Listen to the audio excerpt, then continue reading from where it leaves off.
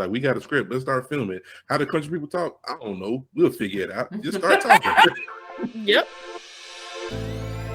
Hello, everybody, and welcome to Sips and Scripts, the podcast where we make a cocktail and talk about one of our favorite films from past and present. I'm Terrell. I just got a fresh cut. Hi, I'm Kayla Rose, and I am an entertainment blogger at InMyTheater.com. Hi, I'm Kirsten Jackson, and I am a blogger and cocktail influencer at LowCountrySocialite.com. Welcome to the show. Welcome. And we're back. Into this place. Okay. It is Sunday now. Praise Him. Recording day is Sunday. Yeah. And we did get a full blast of some gospel in this movie that that we're about to talk about. So. What Pertel is that? What Pertel could you be speaking of? What Pertel? Today we are talking about none other than Jason's Lyric. Oh my God, possibly the best movie in the world. Now listen here, Kayla. Now you ain't got to lie. Jason's Lyric. But it's a classic, right? Is it though? Well, I will say that I think there's tiers to classics, and this is bottom tier. Well, wow. I would say that it was on all the lists. It was absolutely on every list that document best Black movies. Well, Terrell has consistently been a hater over the past few weeks of recording. However, we're gonna let him open up with no, don't be all surprised now. Wow. But Terrell, tell us your history with this movie. What is your history with Jason's Lyric? Have you seen it? I thought when I watched this movie, I was like, I've seen this movie before. I knew the songs, the soundtrack. I knew the big song they had that was the smash of that year. But then I finally watched, I guess I never watched it through to the end. And so, yeah, I think I watched it a few times and never finished it. Yeah, if you don't get to the end, then you missed the big, what do you call it, a reveal, the big surprise, the twist, whatever. But I was waiting for what twist? Oh, well, there's a couple of twists. Okay. All right. I mean, yes. Yeah, we're going to get into it. We are going to get into it. Taylor, what's your history with this movie, with Jason's Lyric? With a lot of our films, the history is going to be the same. I watched it a week ago at the ripe old age of 26, and I could have, we'll talk about it. Yeah, okay. I think me and Kayla gonna be here today. I think me and Kayla gonna be on this one. Well, okay, so it is my chosen movie, Kirsten here, and my history with the movie is I remember watching it because when did this movie come out? What year was it? 1994. 94. So that would have made me what, 13, 14? And I know I didn't watch it like the moment it came out, so I was maybe like 15, 16. Mm-hmm. And I remember the love scenes, and I remember. I bet you do. Yeah, it's got some good love scenes in it now. Okay, at least 3. You didn't think so? It was cute. Or whatever. Tomato. Wow! Oh my goodness, we have a TikToker in the house. Did you guys know? TikTok. Wow. Did you guys know we had a TikToker? Tomatoes. Yeah, man. Anyway, I remember like bits and parts of it. So when I rewatched it to get ready for this episode, it like strung it all together, and I was, oh yeah, okay, I remember that. Okay, so I hadn't seen it since I was a teenager.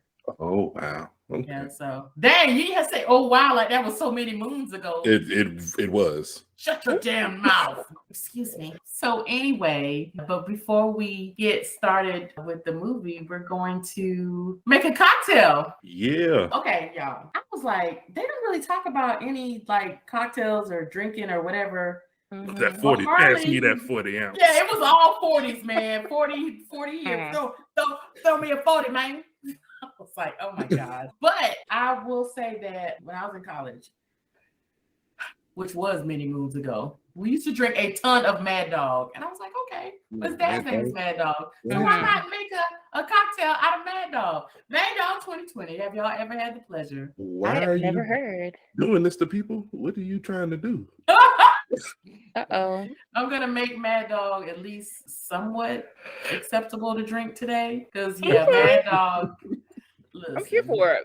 Mad Dog was some cheap fortified wine-based liquor alcoholic drink that was very cheap, and we used to drink a ton of it. I don't know how we have any livers left, but we made it.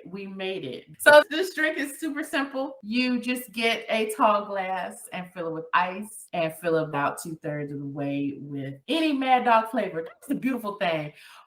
A beautiful array of colors and flavors. They all tasted like trash. But that's funny. Tastes like trash. I'd take that back. It probably did. They kind of all tasted the same. Blueberry or whatever all tastes like something else. So yeah, you just fill it 2/3 of the way with Mad Dog and then top it with a shot of rum or vodka and fill the rest of the glass up with a lemon lime soda, which can be 7-Up or Sprite. And there you go. You've got a nice, refreshing Mad Dog 2020 cocktail to sip on while you enjoy this 1994 classic film. Mm-hmm. It would have had to been 1994. You drink this cocktail. Mm-hmm. That's how I feel about Four Locos. Like, you had to be in college because if you try to drink it now, you're going to be like, bro. You know, I never tried Four Loko, but I did try the 211s. And have you tried those or had you? It was beer that tasted like water, so it was real easy to drink, and it had like a high alcohol content for beer. So you could drink like 2 of them and just be go on sit your down ass. and die. Yeah, that's how I feel about Four Locos. And yeah, Four Locos, I've heard. I haven't had the pleasure, but I've heard that they will. Oh my God, we should try them live on air. Yeah, fuck no. But anyway, so you ain't gonna have me trying to dry out for the rest of the week, trying to go to work. Dang, is that bad? I ain't never had it. They pretty they will put you on your ass. Yeah. So let's get into our movie. Guys, is this my first question of many questions. Is this a Cain and Abel story?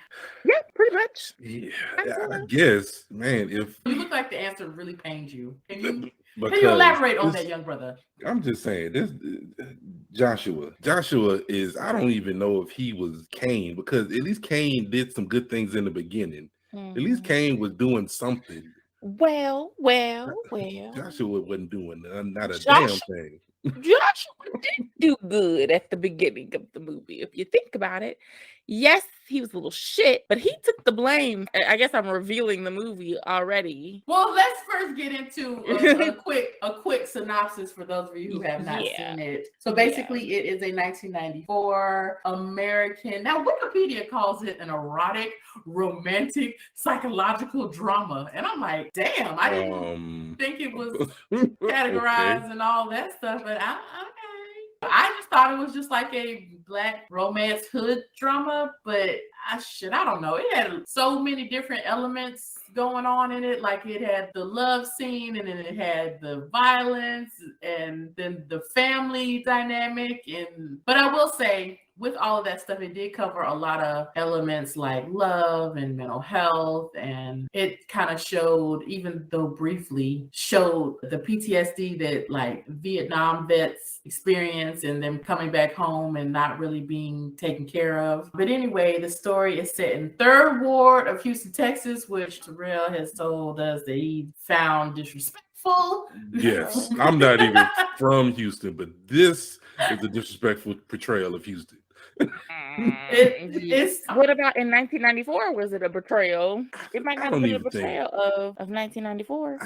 I can't with the voices, with the accents. I can't. Oh, the accents. The accents were terrible. Get into it.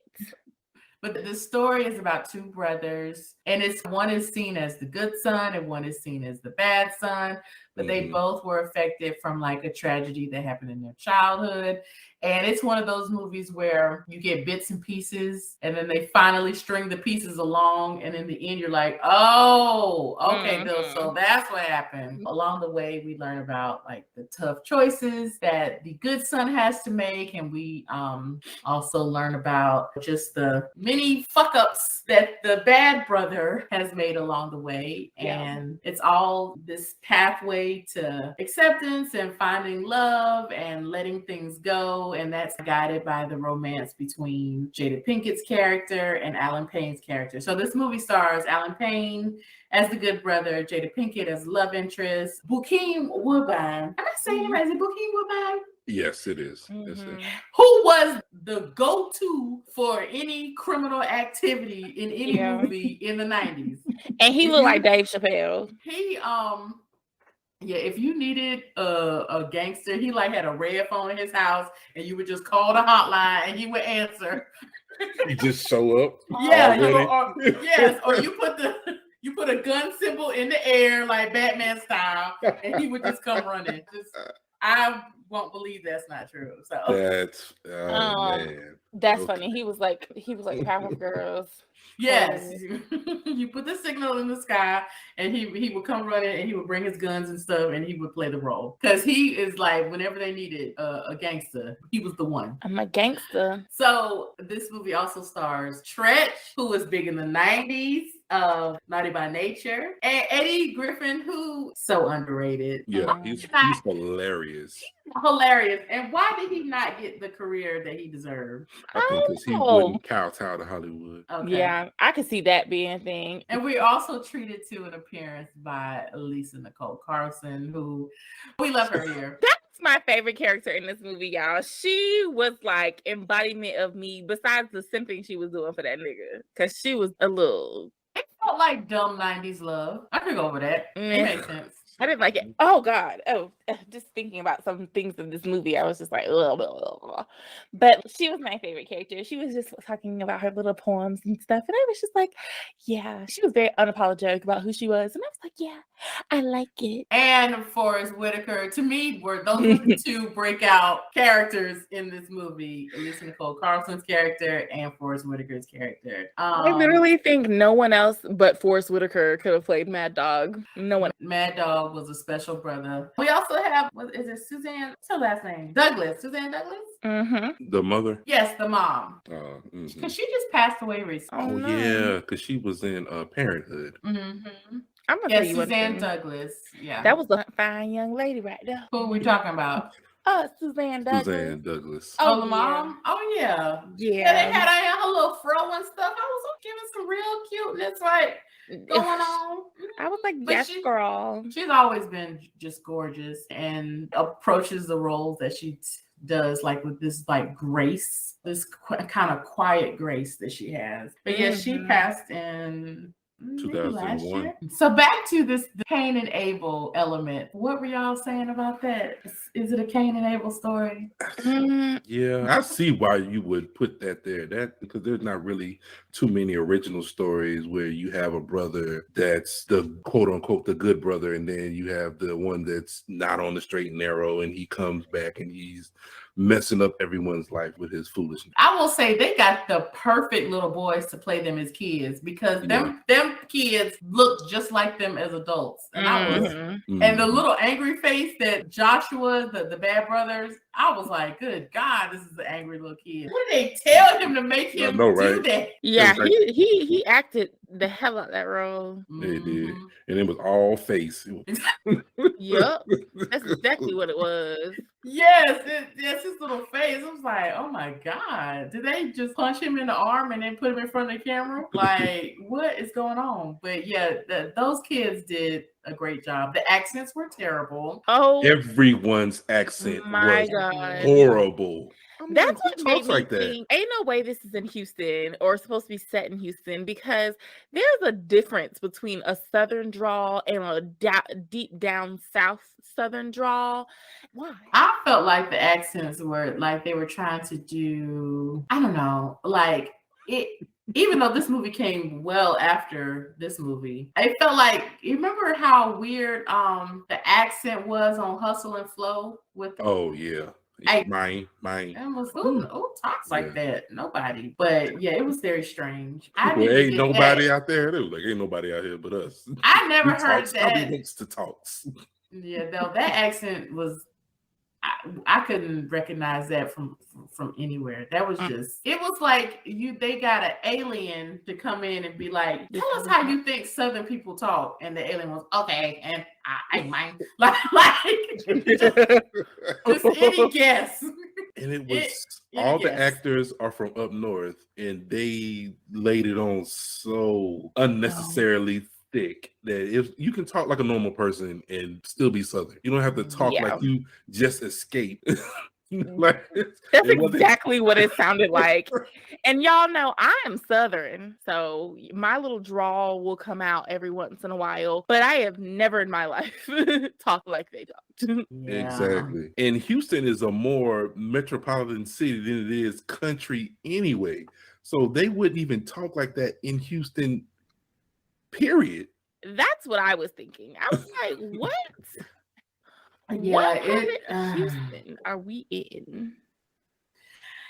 Yeah, those accents were tough. I'm like, did they not try to seek a dialect coach or did they just fly down to Houston that same day and just was like, we got a script, let's start filming? How do country people talk? I don't know. We'll figure it out. Just start talking.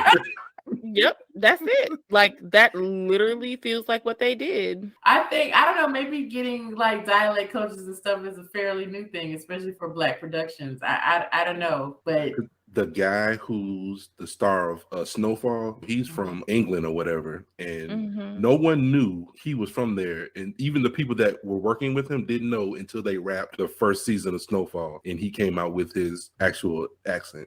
Well, he came out. Yeah, he was like, that's hilarious. First of all, that's so funny.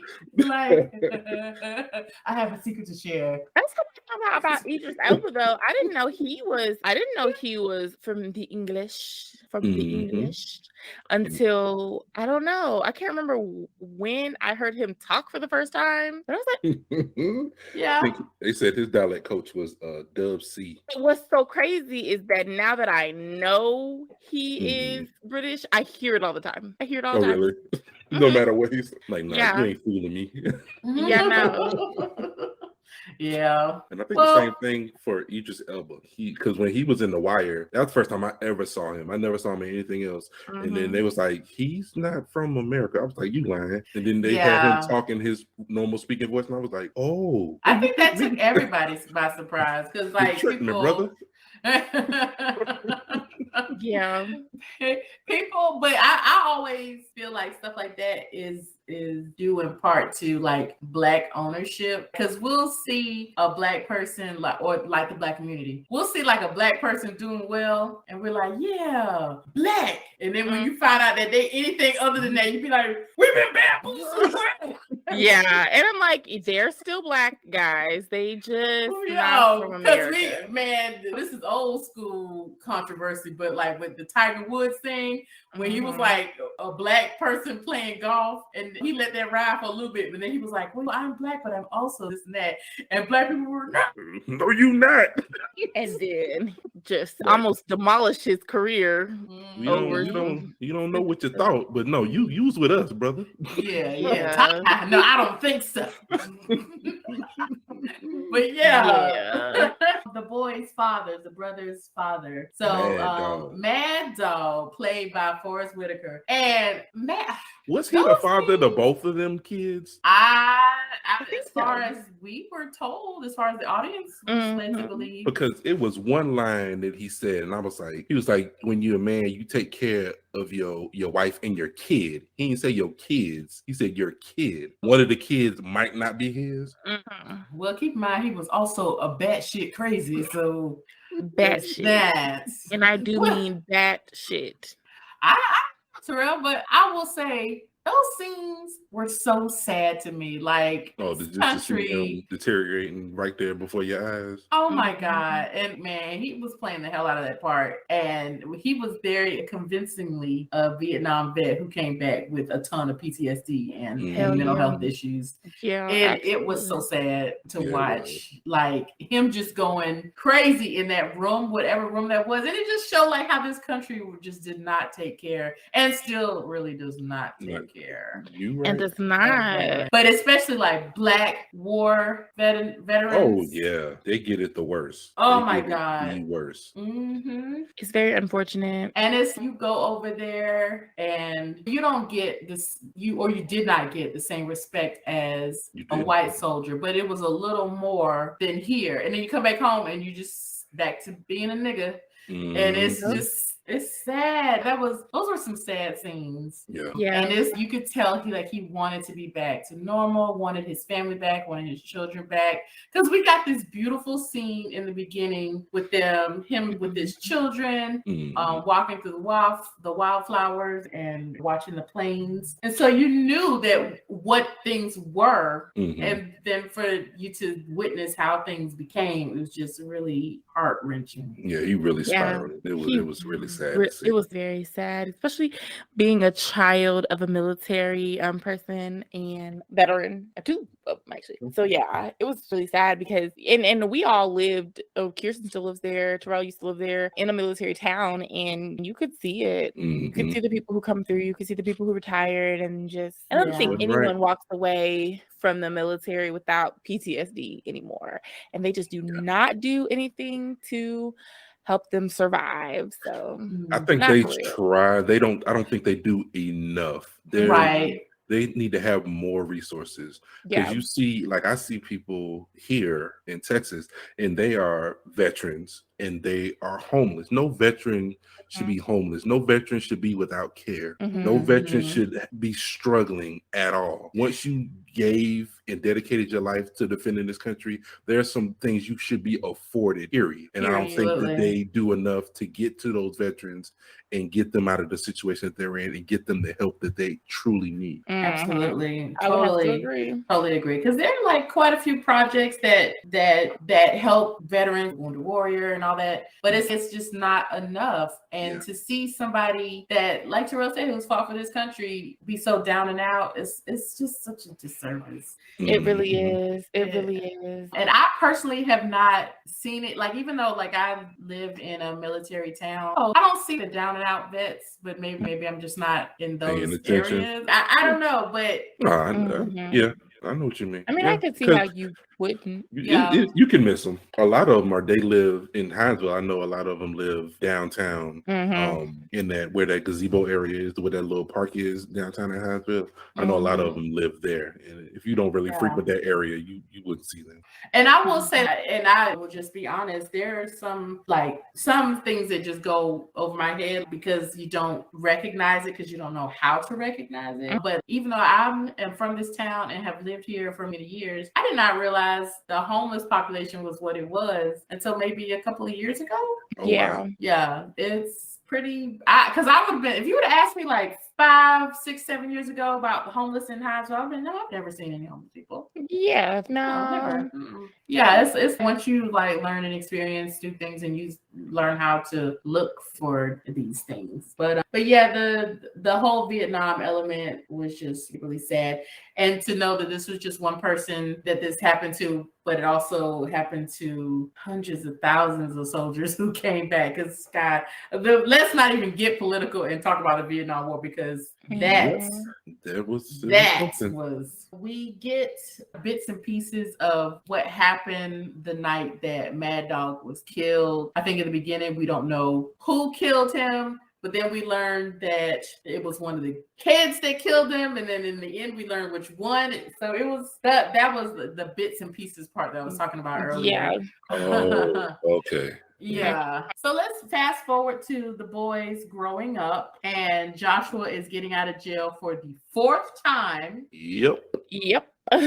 Question to you guys: what did his mama throw that party? Why? She thought he was gonna do better. Yeah. And she wanted to celebrate him.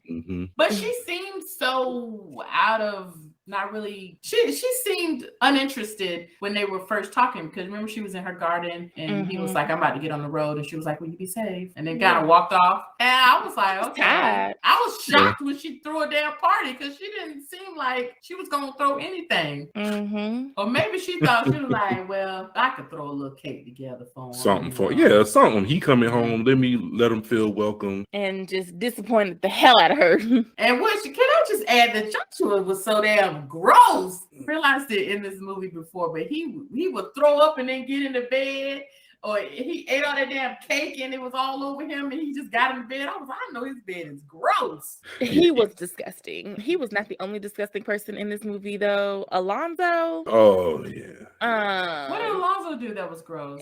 So what was gross was when we finally see. Hold on. When we finally see the scene where we see Jada Pinkett the second time, and she's working at the fast food restaurant, and the boys go over and mess with her. Like, she goes to give them their order. Yeah. That shit was so fucking weird and gross, because exactly what I didn't realize that was his sister. Yeah. He was talking to her and doing gestures and stuff. Yeah, so you talking about the scene where he was like, she got her panties on so tight she can't even let her little kitty cat breathe. Yeah. And I was like, dude, who says that to their sister? That ain't none of your business, my guy. None. How you know anyway? And I could not understand if he was like, is he an asshole big brother or is he an overprotected big brother? Like, he was giving off a lot of different vibes.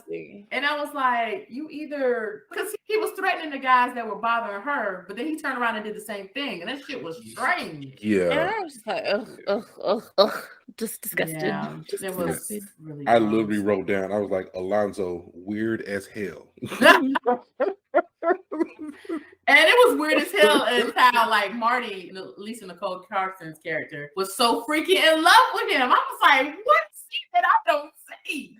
Okay, so Alonzo must have been like the drug dealer who made the cash, because she seemed like one of those, okay, I'm gonna ride for him and I like him because I know who he is to the streets.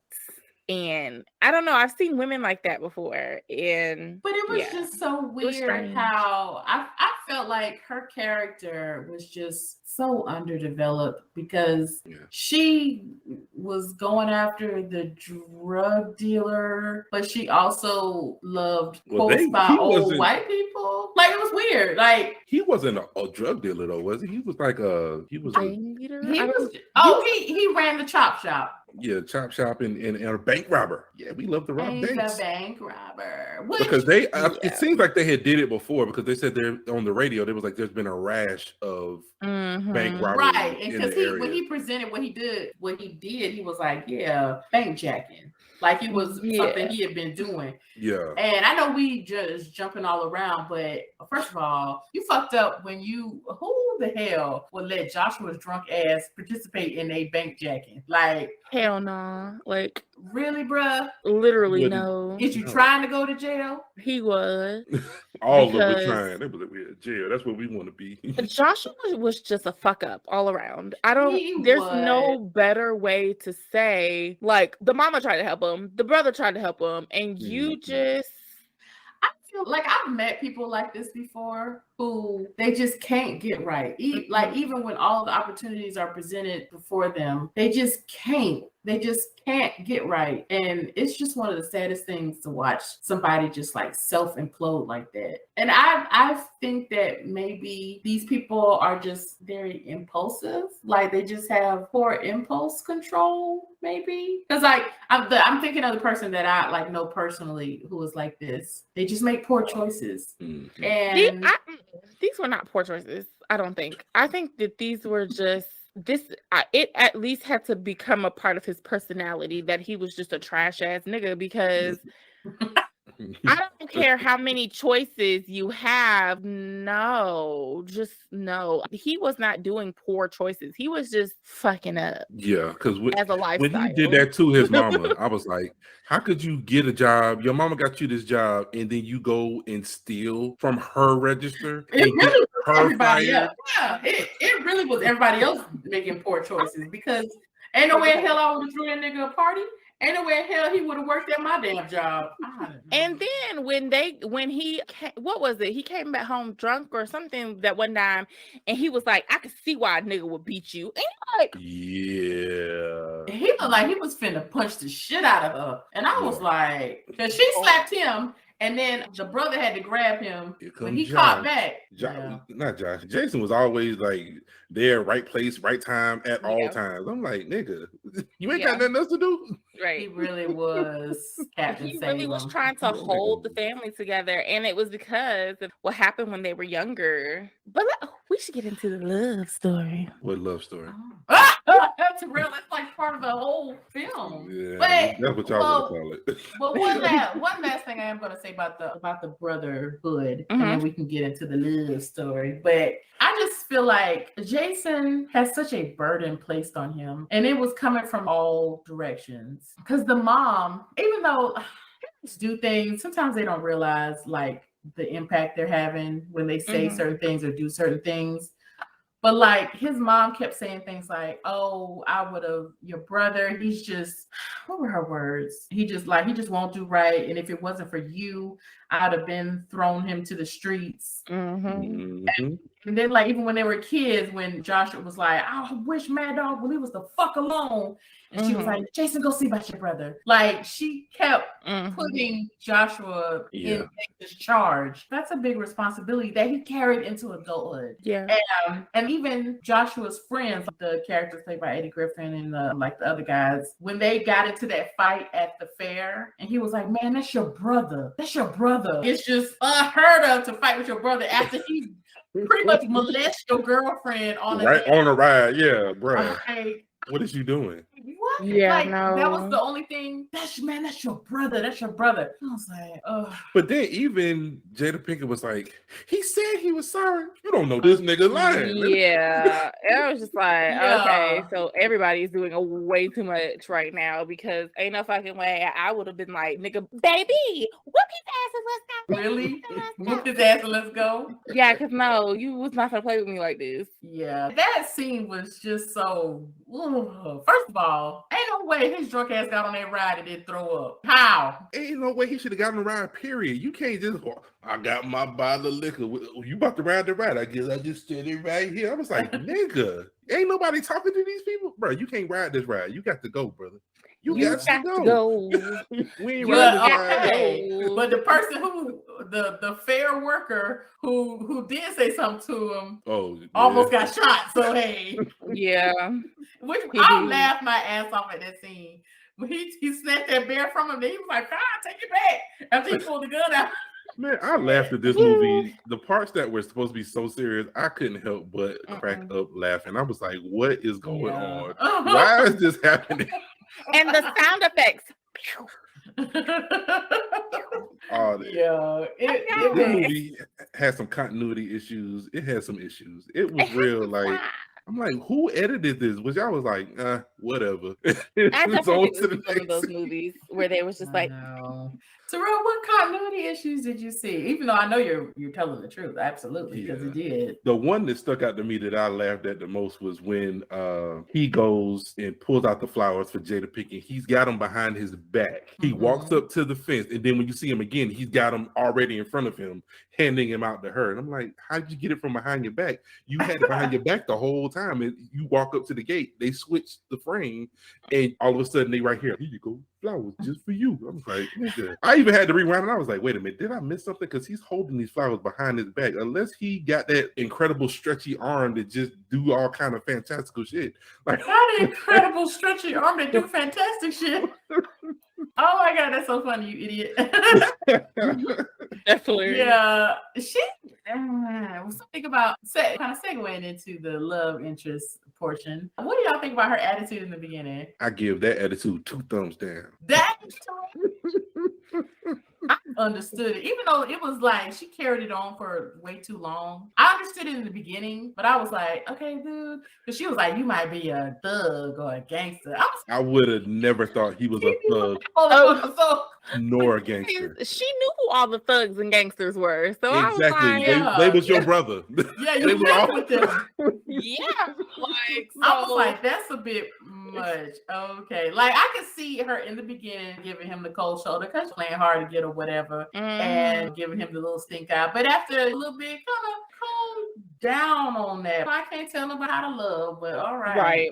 But yeah, it was a lot. And you could tell she was a little interested, like a little, just a tad. Yeah, when she So first like, walks into the store, you can tell she's a little. She see him interacting with that kid, and she felt something there. And then when he turns around and he's like starstruck, I was like, nigga, just get up and help this lady. It ain't that serious. my thing was, you're starstruck over a woman who has a mullet. That much. What was going on? Why? That's why I'm like, what part of Houston was this? Like, this must have been the outskirts. That hairdo was hilarious, and she looked like something out of Fern Gully. And I just, all right now, Jada always had a little elf look to her anyway. better watch your mouth. Oh yeah, Yeah. Well, You might want to calm it down. My apologies to the Smiths, and Please do not start me. Jada fine now, don't get me wrong, but if we were taking objectivity out of it, like this girl, Terrell, you are not going to sit up here and tell me that Jada Pinkett Smith is not fine. She's cute. She's not. I wouldn't call her fine. She's cute. She's very cute. She's not fine, or she not your type. Which one is it? Because I don't think. She's a very. She's a very. I know, right?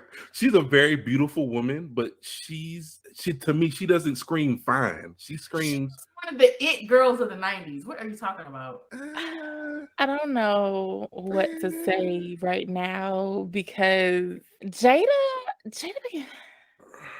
I would have jumped Jada's bones back in the day. I would do it today. Well, I don't know. She looked crazy, but yeah, like she looked crazy.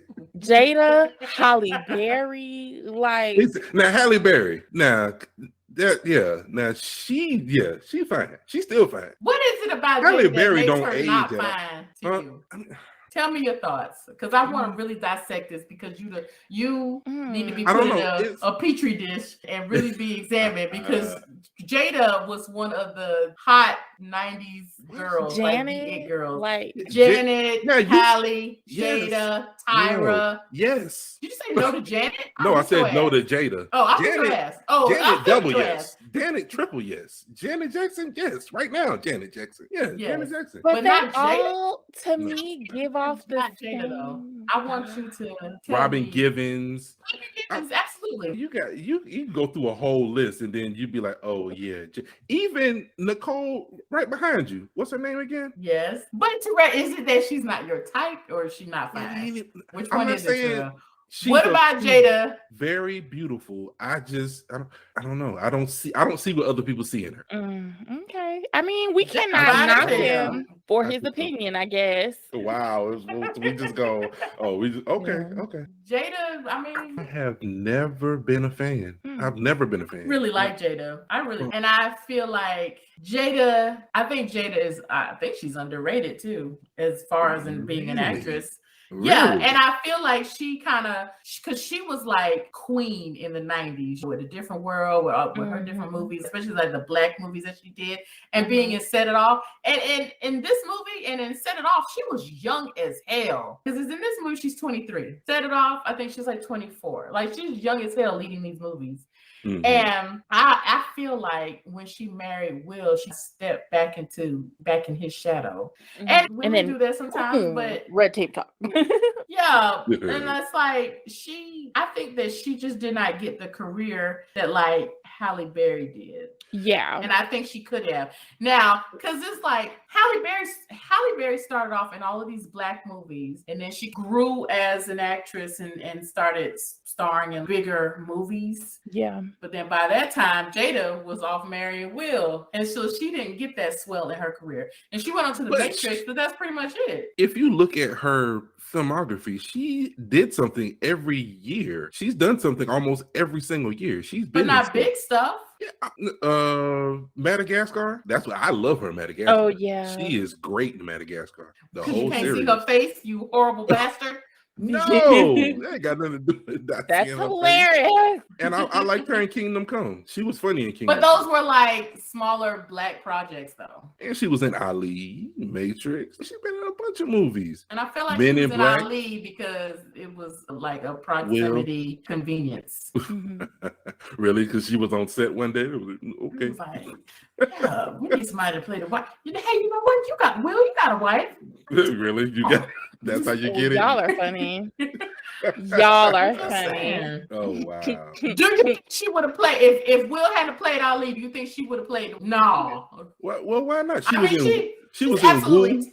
Nutty Professor. First of all, Woo is one of the worst movies ever made, and even she knows it because she has joked about it a lot. Movie. Exactly. She was in The Inkwell. I mean, and all of these were like Black projects, which is just like how Halle Berry's career was. Which she did like Babs and Strictly Business, and then she went on to like more mainstream stuff. And it was like Jada didn't really get that, but I feel like she could have. I agree. I don't know. I think she's worked more than Halle Berry. Looking at what she got going on, she's put out a movie every single year since 1993. Yes, but she hasn't put out good movies every single year. Well, but none of them have been Oscar worthy, and Halle has an Oscar. But that's a whole. I think that's a whole another thing. We can talk about the Oscar. The people sometimes you gotta be outside of yourself to get these Oscars if you Black. For the most people who get the Oscar while being Black, like you can't like when Denzel got his Oscar, he was out of his character. That how most people saw Denzel Washington, and he was able to get the Oscar. When Halle Berry got it, she was like, oh wow, Halle Berry, you really going down, huh? And it seemed out of character for something that you would put on a level of Halle Berry, and then they were able to give her the Oscar for that. So it's but most mainstream roles are going to be out of character for Black actors. It's just how that is, unfortunately. That is unfortunate. Yeah. That is unfortunate. But we getting off track. How we do? Right, so we talked about Jada's Ferngully haircut, but I think Kayla really just wants to get into those sex scenes. I see you over there, girl. I see you. Oh, you're showing all your teeth. My favorite was in the field of flowers because you know what? A magical moment out in nature. We did get to see her titties a lot, and that was great. And I gave them titties 2 thumbs down. Oh, no. That's awful. First of all, the kind of that you like would kill her on her frame. So come on now, buddy. No. Dang. I mean, you eating Jada up. Really are you bastard. I'm not doing nothing to Jada. I ain't saying nothing. All I'm saying, I'm just not a fan. That's probably what it is. I'm just not a fan. Whatever, loser. Anyway, the love scenes. Okay, so what's the difference between a bayou and a swamp? Can somebody tell me that? What is no tea, no shade, but what makes a bayou? I think it's where you at. I think so too. Okay. Just depends on what region of the country you're in. So bayous are in like Louisiana and Texas? Yes. Okay. Like I didn't know that. I don't know. I'm not in that area. I think that is just the area. It's like I think it's just what they call it, the vernacular. Whatever they're calling it there, that's what it is. Swamp, like Georgia, they call it swamps, even though it's very similar to a bayou. Okefenokee Swamp is nothing but a giant bayou. Okay, so it's what you call it. It's not a bayou is something different. It's just a different word for Okay. All right, I can go for that. Yeah, so after we get all of those great sex scenes, and you know what? I ain't even gonna lie. There were quite a few great sex scenes in this movie. Like I even like the sex scene between Marty and Alonzo behind the house. In the alley? What the I ain't gonna lie. You have a whole house and you like, nah. It was people over there. It was still a good one. She ain't got no house. Who? Where'd she stay? Who, Marty? Yeah, where Marty stay? I don't know. But after that, it was just nice. I liked it because it was like, it was just so primal and so animalistic. It was like, oh, I got to have it now. Let's go behind this house right now. But they was just talking about you got the Jimmy hat, and then it was that was strange. I didn't understand that. And I was like, maybe that was that whole quintessential 90s gotta promote safe sex thing that was heavy back then. But then it was like, did they get the condoms or not? Because it really looked like they raw dogging out there. But okay. Just out there. They were just out there doing what they were doing while everyone was getting murdered. Yep. Which is hilarious. And everybody was in there getting murdered. Yep. Literally. I was just like, damn, that's gonna suck when you get home. Okay, well, real quick, explain this to me then. What was the sex scene about where he was at the TV shop? Why did they go to the TV shop? For what reason did he have to be in the TV shop and for her to come to the TV shop?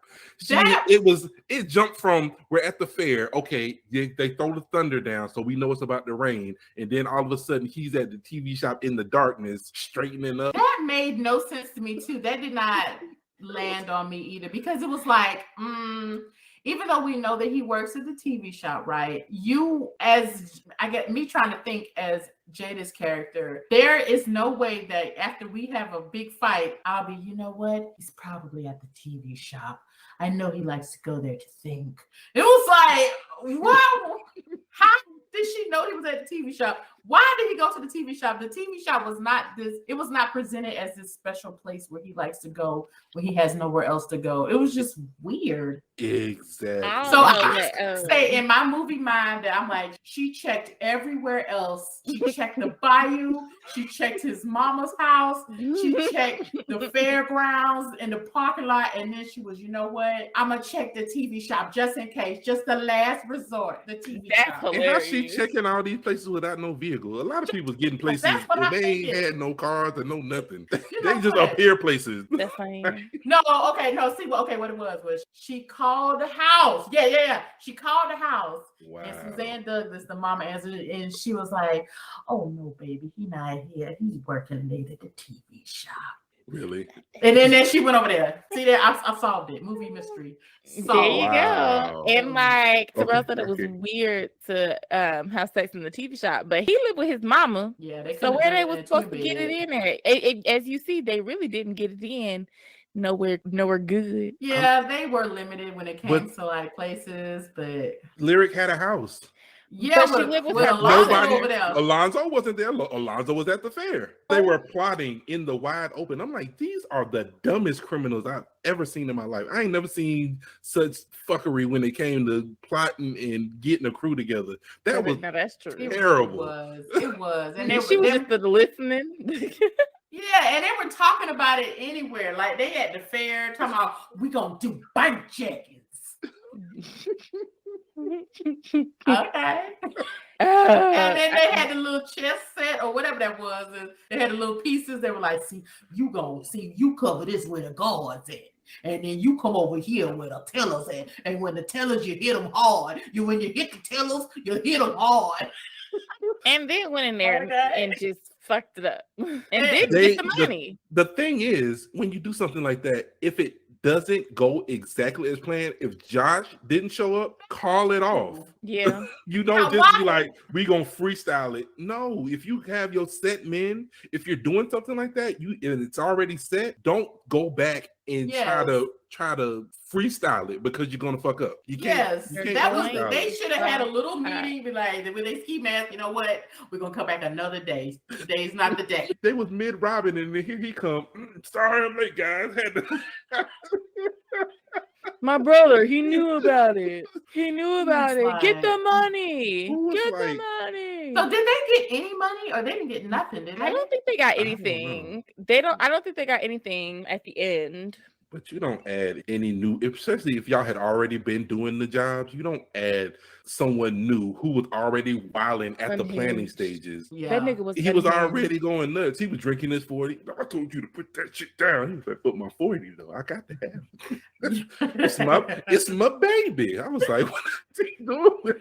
He always drinking. He was was ridiculous. I had a question for y'all though. What's that?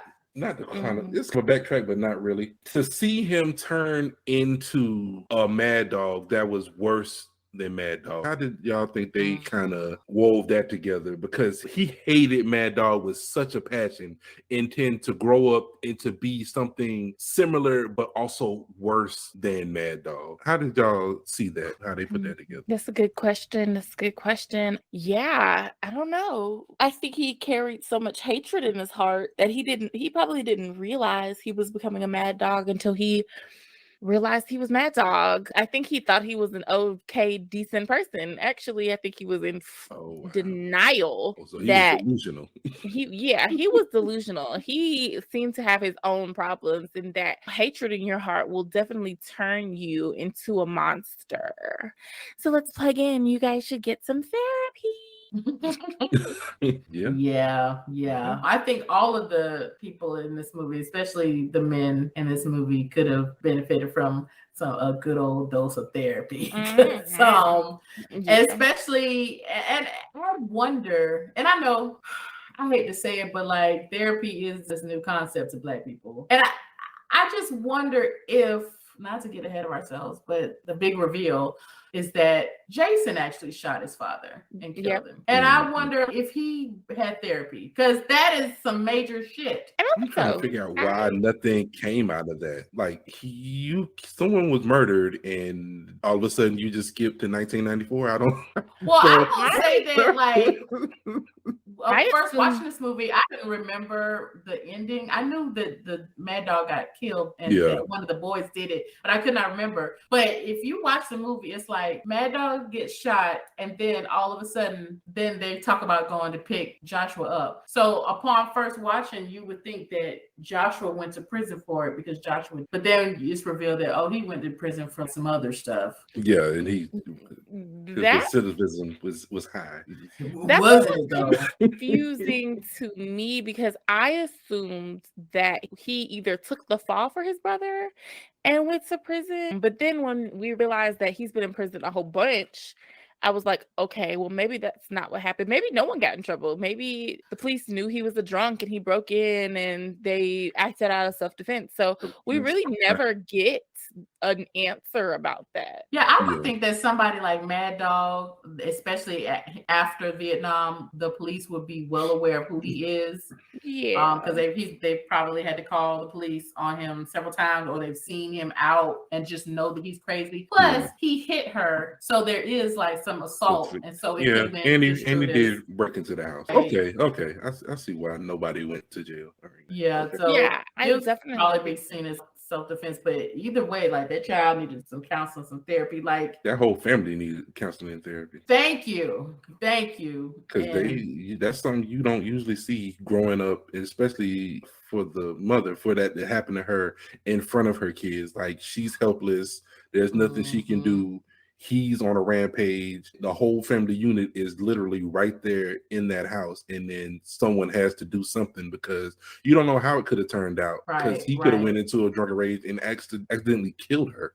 Right. And then to have it thrown back in her face by her damn son. He was so trash. He had no redeeming qualities about him whatsoever. I've never seen a movie where they was like, qualities redeeming. Nope, not in this character. Not today. Not in classroom 364. I'm like, what? That, like, the only redeeming quality or the only good thing about him was that, I was thinking, damn, they could have gave us a little slice of something, because there had to been a reason why Jason loved his brother so much, why his mother still allowed him to come home, why his boys were happy to see him. I was like, damn, is he the funny one in the group? Has he done something nice for them? But he was just a consistent asshole from the moment we saw him to the moment he ended himself. And it was like, Why? Was everybody bending over backwards for this one guy? Because that's what everybody was doing. This whole movie should have been called Bending Over Backwards. I'm gonna put my whole life on hold. I'm not gonna take this job. I'm not gonna do this. I'm gonna put you at my job. I'm gonna get myself fired for even getting you on the job. I'm gonna nickel and dime sell drugs. I'm gonna try to go on this great bank. Everything he did, it was just like it ended terribly. Oh man, they beat me up. I'm about to go. He thought I'm doing this for Jason. I'm gonna help by killing everybody for Jason. Like, bruh, no. You're gonna leave me. Yes, I am. I'm definitely going to leave you. That's the plan. She gonna take you away from me. That is also yes, the plan. yes.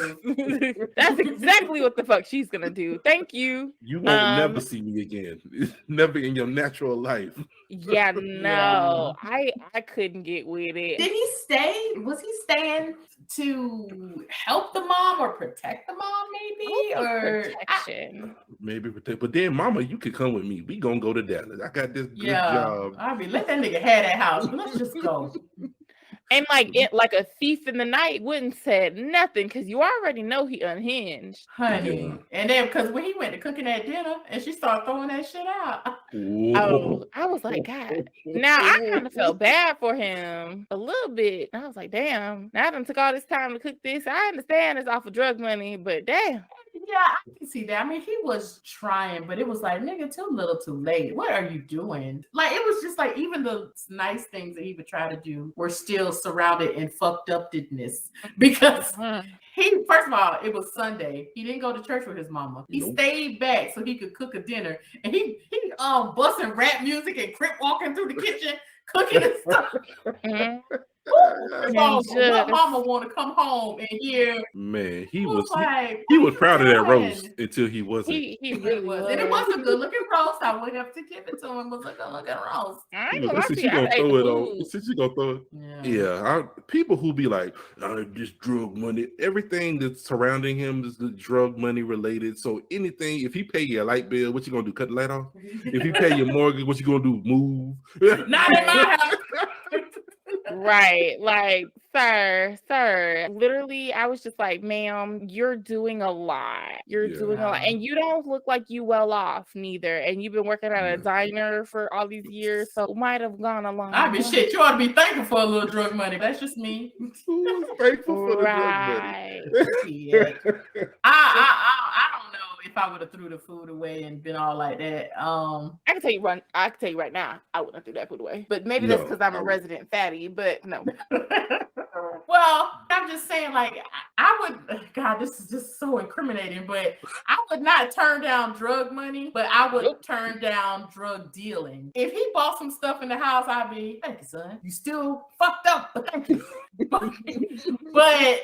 if I saw him dealing around my house or dealing in the house, I'd be like, get that shit out of my house. I don't want that shit nowhere around me. Yeah. I see what you're saying. That ain't I messed wouldn't up. be like, I don't even want the money either. I'm gonna take that money, Playboy. I don't want to know nothing about it. Thank you for trying to do your little part right here. But if you get in trouble, you're on your own. Okay, I just want to make the parameters clear. The way that he got out of jail, maybe we're just terrible people. Maybe let us all take it in that we might just be terrible people. That's he fair. went to jail 4 times. Let me tell you how I would not have been there to pick him up the 4th time. Let me tell you how I wouldn't be in the house that I stayed in the 4th time because he would have probably made his way back. At some point, you got to say, baby, you got to figure it out for yourself. I can't help you no more. You have got to figure it out for yourself. You have to let them fall to their lowest of lows, and you have to just. I've done all I can. I think I would, if it was my son, I would let him come home. But as far as helping him get a job, getting him a job where I'm at, and doing all this stuff, nah, you gonna have to figure that out. You can go back there in your twin bed, like where you grew up. I did not understand that. What 2 grown ass men in twin beds? What is wrong with y'all? After all these years, and I know you get paid at that TV stove. Talk about a twin bed. You didn't even upgrade. Yeah, no. But I I think that maybe that was left that way because we were supposed to see Jason as this young man who just let life happen. He just knew his role was the good son. He was supposed to take care of his mama. Like, he didn't even seem like he was even interested in love or sex until he met Jada. Because remember when he walked into the restaurant and Lisa's Marty, she put her titties on the damn counter, was like, I can help. And he didn't even look her way. He was like, yeah, let me get on. He just was like, it wasn't until, which I mean, I guess we can only guess because we don't see their whole life, but it wasn't until he saw and wanted Jada's character to where he like actually started making moves, like doing things outside of the box, like being bold. And I guess it would have been too bold for him to actually take them 2 fucking twin beds out of their room and put a full-size bed in there. Or even push them together. No. It was real Leave It to Beaver with them damn 2 twin beds in there. It was like, what is going on? But okay, yeah. I said Leave It to Beaver. You stupid. It was giving something because, baby, no, it's just no way. Yeah. There's just no way that would have been my life. Yeah, and it was like just a whole bunch of characters that just it felt like nobody's really trying. They're just like dealing with the life that they have. Jada's sitting on bridges looking at buses go by.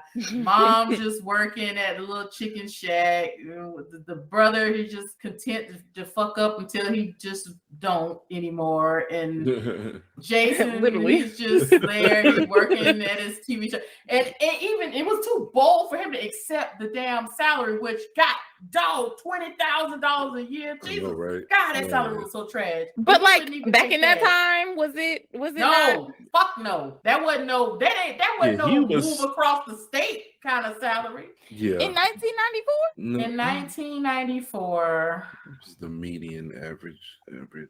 They said the average salary for jobs in 1994 was $66,000, almost $67,000. No. $66,000 for white people, maybe because. But y'all act like Houston is not a metropolitan city. They was acting like Houston was like they was in the ghetto.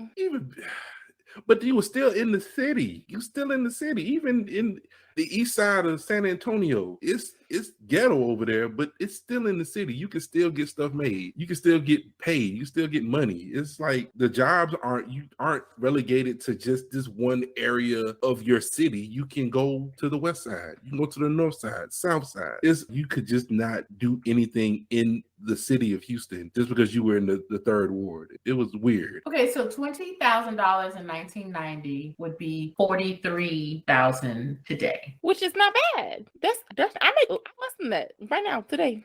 I guess it's good for About to say you got 10 jobs. Don't try to play this.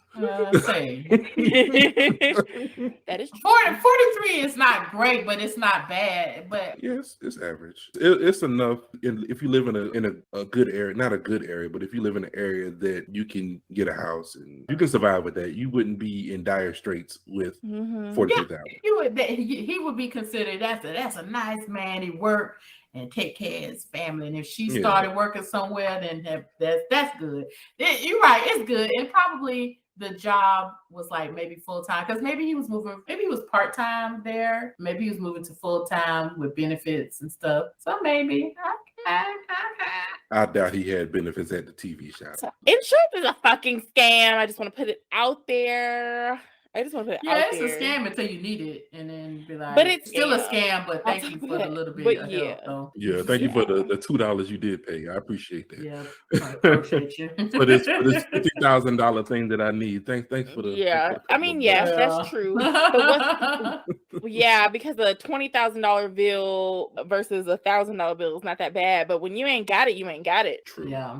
True. Well, back to the film. Like, I don't know. So in the end, let's talk about the Wait, grand. I want to talk about okay. All right. one more thing that I saw. I was like, why did he rent a bus when he had a car to take her to an abandoned building to have lunch? That was love because she watched buses. They connected over buses. That was her thing. Where do you think the bus is going? So he romantically thought about. Yeah, but she was talking about a Greyhound bus, not the city bus. Hey, I thought that he did that to just surprise her because she was like thinking she was catching the bus for the day. The bus is all out. But where was she originally going when she was getting on the bus? Was she going to work? I don't understand. Well, she was dressed for work, so I guess she's probably going to go do one of her many weird activities that she does. maybe they were supposed to be meeting up somewhere and he just intercepted her. Maybe so. Okay, we'll give him that. Yeah. He was I ain't giving him nothing because ain't nobody. How you got all this money and rent a bus? I don't think he rented it. I think that was his friend. Didn't he say that was his friend who was allowing him to use his bus? Who got friends that let you? Bro, I'm not about to lose my job so you can bus. Get on the city bus. Hey, I'm just saying. Like, oh yeah, that was some movie magic shit right there. Because I don't know that was weird, but it worked because they got her panties down. Because didn't they go do it in the swamp after that? I thought that was another day because then they ended up in his car, which he should have been in originally instead of getting the bus. Okay. I don't know. It was a little wild though. But when I first saw it, I thought they were at a museum, and then I looked around. I was like, "Wait a minute, this place is abandoned." It's a nice looking place. If someone cleaned it up and did something with it. Wikipedia said it was. Oh yeah. Slow dancing in an abandoned bus station. Yeah, that's what it was. Rowboat into the bayou. Yeah, that's exactly what it was. Wow. A little wild. That's really what it was, though.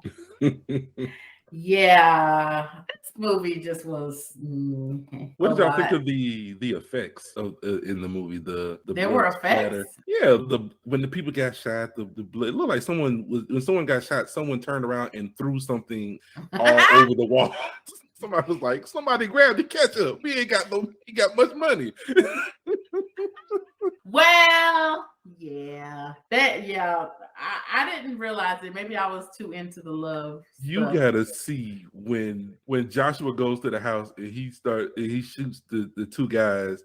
It looks like someone, like when they get shot, someone throws something at the wall. Oh, you know what? I probably don't remember that because I don't really like a lot of gunplay and stuff. Yeah. So I'll let it play, but I'll be like looking off. I'll be like, I don't see this. And so I probably didn't see, but I think I know what you're talking about because it was real like movie montage where he was like going into Desperado shooting.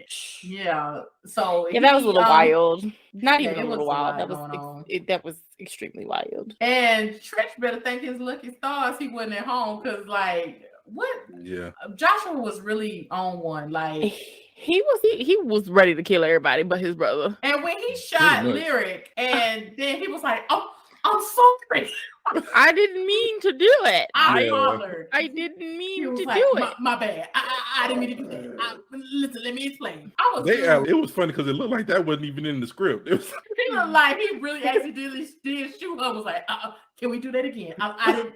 I'm sorry. I didn't. That's not what I. But him running across those railroad tracks, that was funny. When the train was coming and he jumps out the truck, and then the train is coming and he stands in front of the thing. He don't know what to do. Like, bro, you already beat the train. Just keep going. You don't have to stop. First of all, that part gave me strong anxiety because, coming from a child of dad who drove trains, like he will always tell us, you do not fuck with a train. You do not play with trains. Like, no. So trying to drive across them, trying to run and beat them. Don't do it. Don't do it. Yeah. So that scene gave me anxiety. And I'm not gonna do that. Not at all. Jada. That part was dumb to me as well. Jada, she was hiding and he's in the room looking for you. He throws the suitcase and then she was like, I'm a creeping and a creeping and that was dumb as hell. You won't get caught. What you you might as well have just gave yourself up. Yeah, I But you know what? I'm like, I don't know what I would have done in that. Would I have stayed in that closet, or would I have been too scared and ran? I don't know, but I think I would have stayed in the closet. You can cover up in the closet. You can cover up in the closet. You have the element of surprise in the closet. That's my thing, because she could have came out kicking or something. Anything. You would have gave yourself a fighting chance a little bit. Throw something in dodge. Like, she had a little bit of a chance to not. But yeah, she was just like, she might as well have just walked out whistling. Like, what's going on out here? Yeah. Here's the crazy part to me. She saw him before. She saw him creeping up and everything. So, like, she had time to come up with a better strategy than what. And it wasn't like it was a 1-bedroom house. It was a big house. So many places to go. And he saw her in that room. That's the crazy part. Yeah. So why would you say in that room? Yeah, that whole scene was just a lot. And like, for Lyric to be shot like the way she was, and then Jason to come, like, that was the slowest walk to the ambulance. Like, I was bruh. And what was you walking her to the ambulance for? That bitch was dead. Well, she was dead till she wasn't. Yeah, I got a question about that. I was watching a YouTube video, and there's a theory that she wasn't dead. Not only is Lyric dead, Jason dead, and Joshua said that they were all dead during that. And that really?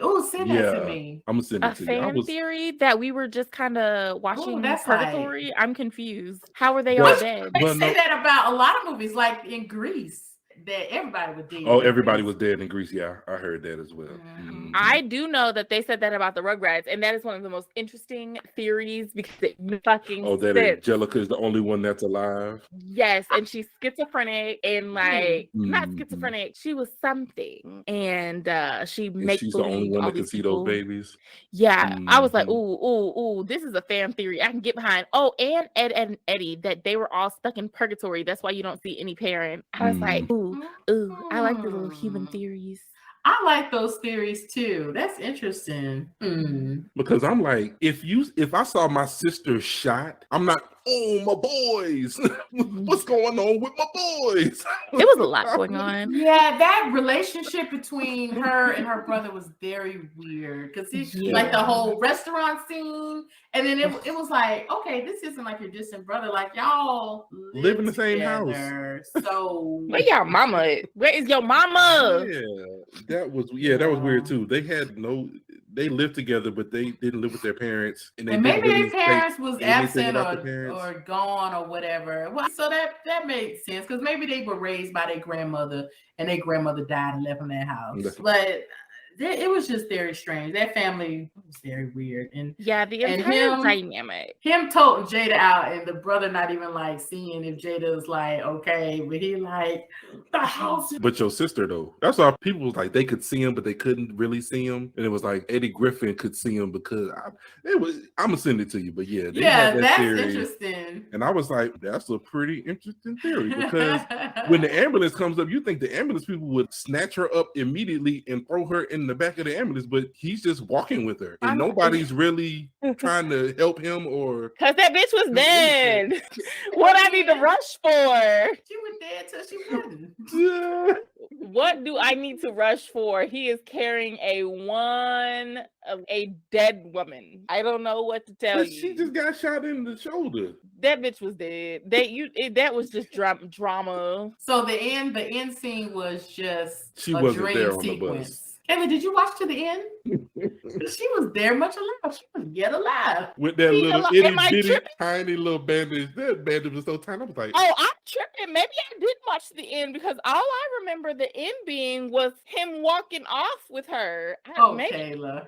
Maybe I cut it off because I was like, Kayla. This some bullshit. And then I just was like, okay, now I'm turning the TV off because I don't remember her being alive. So the end scene is after she gets shot and he totes her in slow motion to the ambulance. They were going to go away on the trip. They go on the trip and they're both on the bus and it shows him at first and it looks like he went by himself, but then the camera pans over to the left or right or wherever and she's beside him with a little gunshot wound band-aid. I That's what you didn't, do. y'all. I must have really just was like, fuck it, and turn off the TV because When you kept saying she was dead, she was oh, yet alive. you did keep saying that, and I was like, she was dead until she wasn't, and I was like, no, that bitch was dead. Like, what are you talking about? But never mind. Oh, Kayla. That is Never funny. mind. I literally just did not see that. Yeah, she survived her gunshot, which I don't know how, because even if it was a little superficial wound, god damn, it took him so long to get to her. He was slow, and the ambulance, they drove up Everybody was like slow. The police was slow. I would have been like, hey, the police could have been offering some type of aid. That's why I'm like, nobody was doing anything that you would think someone would do if you saw somebody carrying somebody that was just shot. right, because even if somebody's dead, like they still have to do some due diligence. Like ain't nothing we could do. Yeah, they didn't check a pulse or nothing. They just was like, We're gonna watch this dramatic scene play out. And they watched him tote her over to them. They were, come on, yes, bring her. I know, right? They was like, nobody, like the guy or whoever jumped out of the ambulance, and then they ran around to where they were, but then ran past them to the back, and then the person that was in the passenger seat jumped out and then also just ran. I'm like, where y'all going? It's a lady right here. A mess. It was Literally just a mess. Well, did we cover everything that this movie offered? Yes, I believe yeah, we did. I think we did as well. Except that security guard that was doing too much during that robbery. Like, he couldn't wait to get his gun out. It's like, bro, just lay your ass down. It ain't your money. Thank you. That's why I know I would be the worst security guard. I just be the worst everything. That's why I haven't worked too many jobs to deal with money. Because if somebody come in to get it, you got Baby, it. yeah, you got it. You do not have to worry about me. You do not have to. I'm not pressing no buttons. I'm not trying to be no hero. Like, even shit. See, no, just never mind. A cop and somebody shooting at me, baby, I'm not shooting back. I'm not shooting back. No, that's baby, I am but you not was made security. out You for got a gun. I mean, oh. Nope. Do I?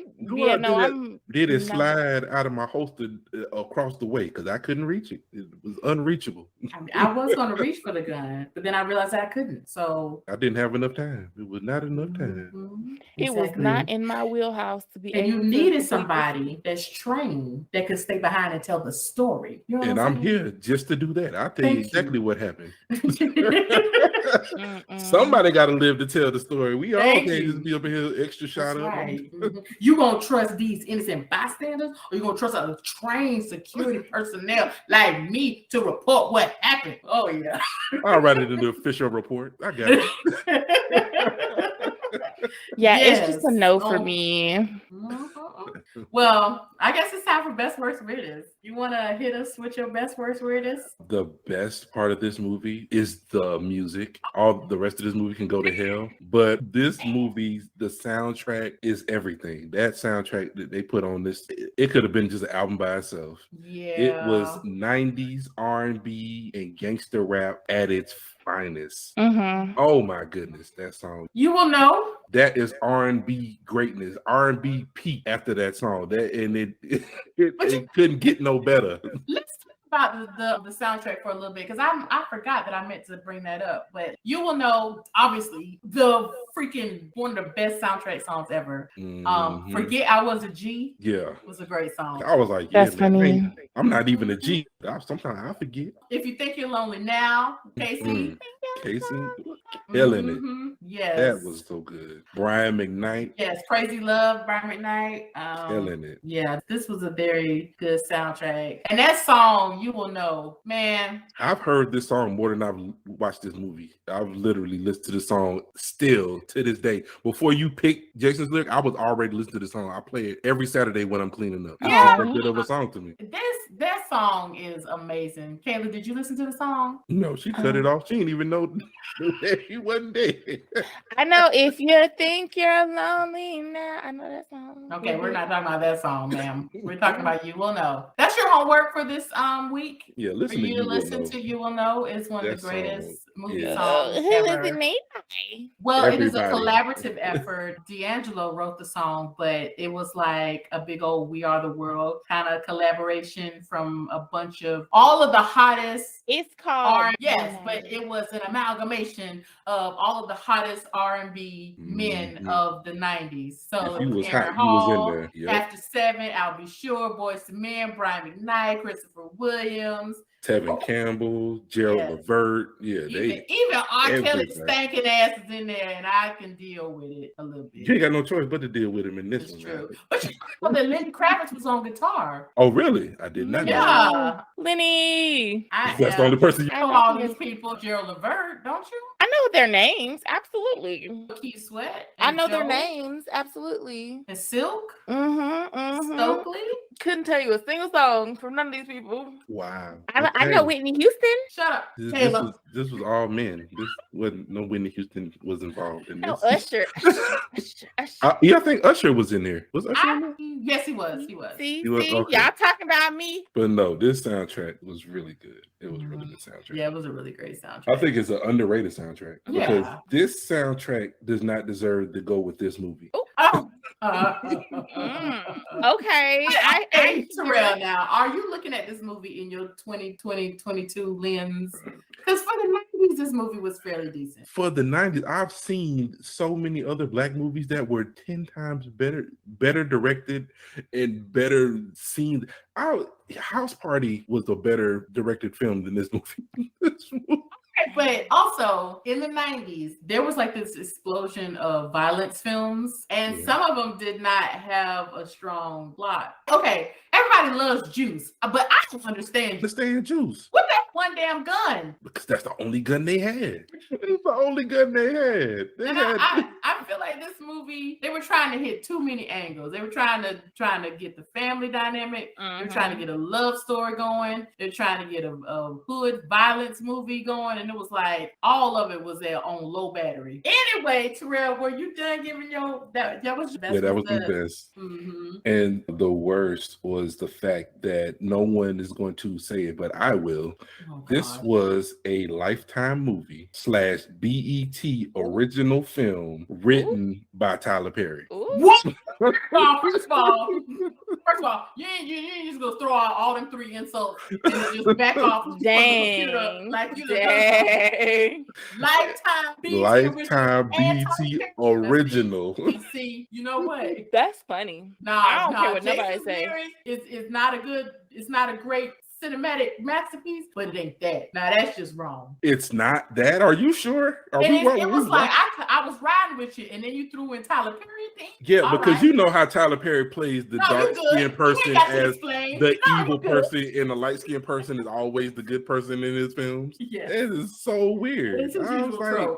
I'm like, come on, bro. You still going with that colorism? That's what you still rocking with, Tyler Perry? Yes, because Jason was the light, bright, and all right, and Joshua was the dark-skinned fuck up who just couldn't stop fucking up the whole movie. Like, what you gonna do? Fuck it up? Like. Idiot. Anyway, what's your weirdest, you jerk? The weirdest was just everything that was going on in the film. They tried to make it make sense, but it didn't make sense. They tried to put like you said, they tried to put too many elements into one film. They even had spoken word. I was like, why? I thought that was cute, the spoken word. What, the spoken word? It didn't have a place in the movie. They should have took that out. That was unnecessary. Spoken word. Come on with it. You got shit on your shoe and shit on the clouds. Yeah. I thought y'all was talking about what my girl was doing because when she was at the restaurant, she was giving her some poems at the restaurant. She just kept giving out them whack ass quotes. Didn't nobody want to hear. Yeah, that was also weird too. And I was like, are they trying to like have her be like this priestess type character where she gives Jada good advice? But it was just like, no, I just give out quotes every now and then. Yeah. And fuck drug dealers. It's like, what? Okay. And then I tell you how your brother was sucking on my titties like that was supposed to be. That shit was weird. I don't know why. I don't know why they decided to go this route in this movie with all of these very weird sexual references to people that shouldn't be getting sexual references. Like, it was disgusting. Yeah.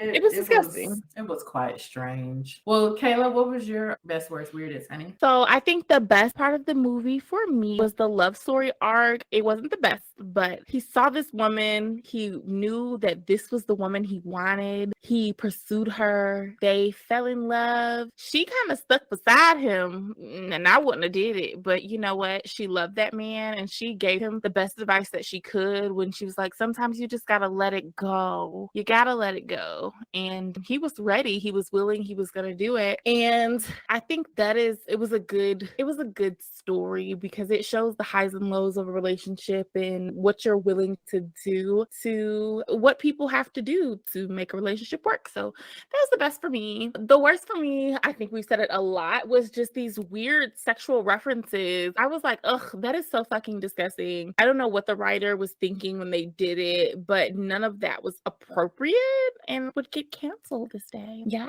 it would be a cancelable offense. My weirdness was, oh my God, who edited this movie with these pow, pow. That's exactly how that movie sounds. It was goofy. And I'm like, I know this could not have been something that we were doing on purpose. I just like for this to be what people say a classic movie or this is a good movie. I was like, it wasn't put together well. And They like spent everything $7 million on this film, and it didn't seem like it. I don't know if it just at went all. to location. And my thing was, it seemed really like maybe it was supposed to be a comedy. I feel like it wasn't, but they were annoying and it felt like a comedy. So sorry to that man. Okay, so best, worst, and weirdest for me. I would say that the best, other than like the soundtrack, like Terrell said, I think that, like I was saying earlier, it seemed like they were trying to put too many like strong elements into one movie, like the family stuff, the love interest, the hood stuff. And I felt like if they could have just gotten rid of one of those things, this movie might have had a stronger foundation. So I like the love interest. If they could have just expounded on that, and because it felt like they were, but then it was like, you know what? It's the 90s. Throw some hood shit in there. So it was like just weird because we talked about the whole with the bank robbery, like why would they even go through with it? Why would they even trust Joshua to help them? But it was just weird. And it could have still been the same kind of round the way film, like showing the hood, but it just would have been a love story. Because we like, I guess my good is we got some really beautiful scenes like the love making scenes, and then we got some scenes of the Bayou, just like their love growing was nice. So that was the best. And worst, the worst. You gotta think. Oh, okay, it's a lot. Okay, my bad. I feel you. It's a smorgasbord. I feel it is, yeah. So I think I will choose the unnecessary hood stuff because it was, yeah. Because remember that weird scene at the Juneteenth picnic fair thing, where Treach is like listening to the choir. He's like, "I'll get the fuck out my face! Can't y'all see I'm trying to get the Holy Ghost?" It was like, dude, what? Like that all of the hood stuff was just unnecessary. Yeah, it was like, and why they kept wanting to hang out with this Joshua character, because he was just not anybody that anybody should want to hang out with. Like, why? Yeah, that friend rude. Oh yeah, we about to go. Oh, y'all about to go? Can I come? Oh, never mind. We changed our mind. We was gonna go, but then we found out that no, we not gonna go. Yeah, it's closed. Or to be like, oh, he the one where you be like, who all over there? And then Joshua over here. Oh, well, that's all right. Well, you can have a blessed time. And y'all got it. Who all over there? Yeah, who all over there? No, Joshua coming. Oh no, that's all right. That's all right. No, that's all right. That's all right. I'll just catch y'all next time. Y'all have a blessed night. It's gonna be enough for me. Yes, just all the hood stuff was just unnecessary. But anyway, and I would say that the weirdest is also one of the enjoyable parts too. Is I love seeing Lisa Nicole Carson on screen. She is so freaking beautiful. She was one of the 90s girls that was just it. But they just did not utilize her good enough in this movie. Like they just stuck her with some quotes, and like the quotes didn't even make no fucking sense. It was just like they'd be talking about something totally different in the scene, and she would come in and be like, "Yes, and the cock's crow meets the rooster over the hen house in the sky." Like what? Why is that happening? What's going on? And maybe if she were going to give Jada some good advice, which I think she attempted to do at some point, but it was just like it wasn't giving what it needs to have gave. Like I said earlier, it felt like they were trying to make her like, oh, she's going to be the priestess of this movie, the one who's just wise and gives good advice, even though she doesn't take her own advice. It's just okay. That character was just not developed well enough for me. So that was the weirdest. But yeah, so that is that for Jason's lyric. Anybody got any last final thoughts? Sure do not. No. Okay, well then we can talk about what everybody's binging this week. Terrell, what you watching on the telly or what movie or whatever? What are you watching? Not really watching any movies per se, but I am watching Moon Knight, which is Marvel series, which is really good. Okay. Yeah. You watching it as well, Kayla? I know you're not. I sure am. You ain't never watched anything Marvel. I watched You're right. Yeah, exactly. But we gonna put you on. Yeah, I'm being forced to watch something Marvel. Whatever. Kayla, what you binging this week? I too am watching Moon Knight, and really not really binging too much. I need to binge on some blog posts, but I need to binge on. But yeah, nothing too much. I am watching Demon Slayer. I'm starting to watch and rewatch anime. So I got 3 going for myself right now: Attack on Titan, Demon Slayer, and Hunter, and I just switch back and forth between them every other night. For the most part. And then we're also I've never watched it, but we're watching The Wire. And so yeah, that's something that we're doing. Wire is good. Yeah, you're gonna get quite an education watching The Wire. Man, The Wire was so good. Oh, that was a good show. You know, I never watched The Wire. Are you serious? You've never seen The Wire? I've never seen it, but it is one of those where I'm like, I should go and watch that. You should. It is. And at some point I will, because I went back and watched True Blood and loved it. Yeah, the characters they really stick with you. Once you meet a character, you be like, oh, okay, you want to follow their story. Yeah. All the characters that they introduce you, I want to know what's going on with it. Would you say which is better, The Wire or Oz? Did you watch Oz?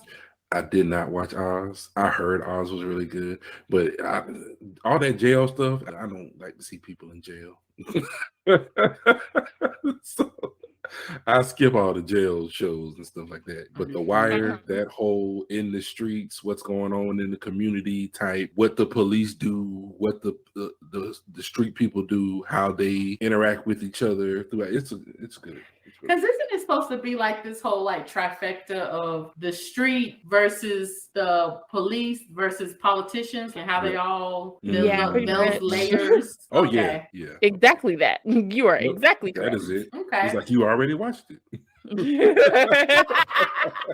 That's funny. Well, but perhaps I will go back and watch it. But as for now, what I'm binging, I just finished watching the new Craig Robinson project, that show Killing It, on where Hulu? It's on Peacock. Okay, I knew. Yeah, where so many streaming. Right. Oh my God. Yeah. He hunts pythons and kills them in real life, or this? No, it's not a reality show. It's like a I'm about to TV say, show. what are you doing, Craig Robinson? Yeah, the premise is it's like there's all these pythons in Florida, and so people go out and hunt them for money, like they're paid to hunt them. And so he's a python hunter, and so the people in Florida are crazy. They just let them shits go. We don't want the snake anymore. Let it. Yeah, that's basically what they said. They were like, people got them as pets, and then they just released them, and then they made it and multiplied, and they eat everything, and nobody eats them, so they just are allowed to just multiply, and so they pay people to hunt them and kill them and bring them in for money. So it's interesting, and I watched it because I was like, this seems like it would be more a role for a white person, because it seemed like a Duck Dynasty kind of thing. But it's Craig Robinson, a black comedians. So I thought it was like that whole juxtaposition between that kind of genre, but then a black lead. I was like, that's cool. And then plus I want to support him because he is so funny to me. Yeah, but his projects never work. Like his solo stuff, it never catches on. But he's so funny.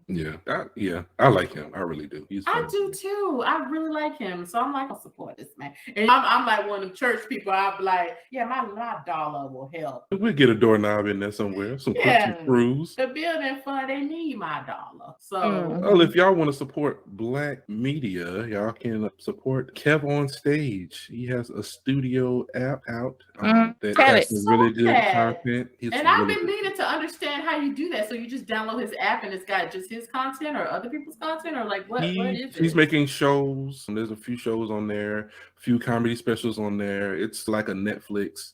He works with Tony Baker, To Hear More, Angel, Lakita Moore Tanksley. So how much does it cost? It's $5 a month. Okay, and you have it? Do you like it? Yes, I have it for the year. I'm a big supporter of Kevin on Stage, so I watch. I love Kevin on Stage. He's really funny. Oh, you like? Okay. I don't have the app, but I do. It's got some good stuff on there. He got it's a challenge show. They have improv show on there. Like I said, he got some stand-up specials from different people. He does the Keep Your Distance comedy show. He puts some of that stuff on there from time to time. Yeah, it's the content is growing. He's currently filming a show. I don't know why this isn't an ad, but I just this is something that yes, this is not sponsored content, guys.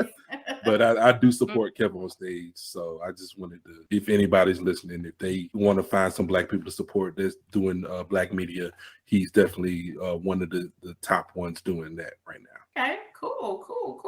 Okay, well, guys, that's our show. Thank you for tuning in. Thanks everyone for tuning in. Hope you enjoyed the show. For bonus content and to find out more information about the show, head over to sipsandscripts.com, which is live, y'all.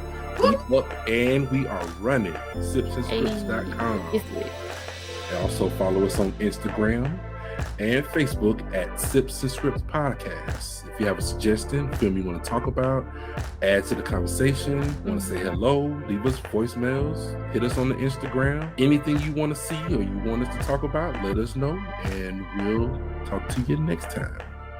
Bye.